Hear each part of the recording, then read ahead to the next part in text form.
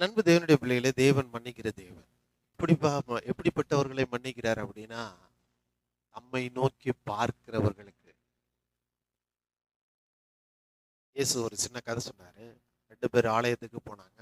ஒருத்தன் பரிசேயன் உள்ள போய் ஜெபம் பண்ணிட்டு இருந்தான். வந்து உபவாசம் பண்றேன், நான் பண்றேன், இதை பண்றேன்ட்டு. வெளியே ஒருத்தன் பாவி வந்து நின்னான். அவன் சொன்னான், கண்ணை கூட தேவனிடத்துல ஏறெடுத்து பார்க்காம அப்படியே மார்புல கை வச்சு நெஞ்சில அடிச்சுக்கிட்டு அழுதான. ஆண்டவரே, நான் பாவி.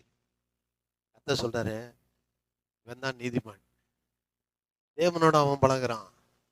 உள்ள போன பரிசேயன் என்ன சொன்னதுமா, நான் உபவாசம் பண்ணுகிறேன், நான் தசம பாகம் கொடுக்கிறேன், நான் வாரத்தில் 3 தரம்.